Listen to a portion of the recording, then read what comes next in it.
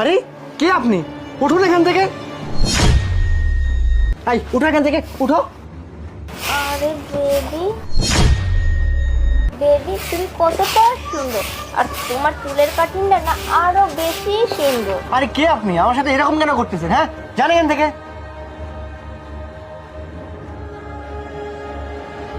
Baby তুমি না দেখতে অনেক সুন্দর, অনেক কিউট।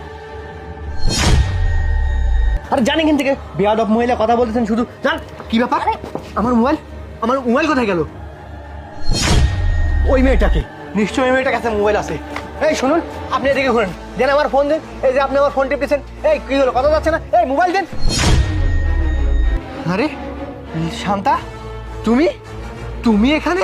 হ্যাঁ আমি। তার আগে তুমি এটা বলো, তোমার প্রোফাইলে যে একটা ছবি আছে মেয়ের সাথে, এই মেয়েটাকে, তার মানে এই মেয়েটার সাথে তোমার কোনো সম্পর্ক চলতেছে? না হলে তো এইভাবে জড়িয়ে ধরে ছবি তুলতে না। বলো কে? না না, বিশ্বাস করো, আমি কিচ্ছু জানি না। এই ছবি আমার ফোনে কোত্থেকে আসছে, এটা তো ছিল না।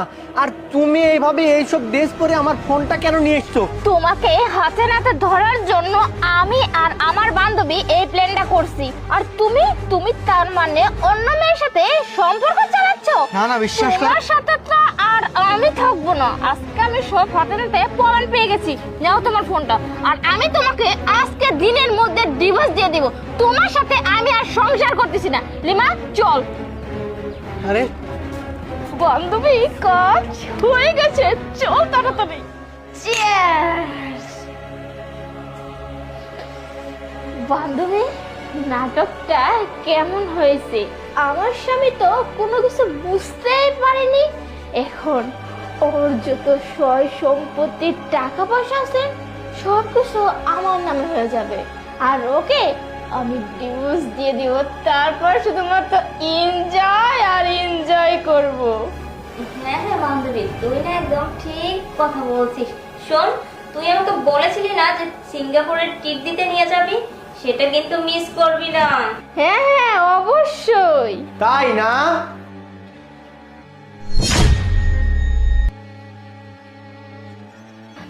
নয়ন, তুমি বাসায় কি করতেছো?